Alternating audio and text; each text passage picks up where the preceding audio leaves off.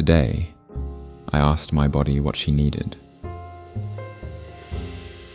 which is a big deal, considering my journey of not really asking that much.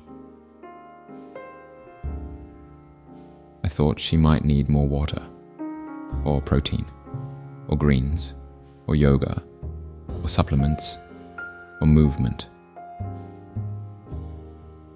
But as I stood in the shower reflecting on her stretch marks, her roundness where I would like flatness, her softness where I would like firmness, all those conditioned wishes that form a bundle of never quite rightness, she whispered very gently, "Could you just love me like this?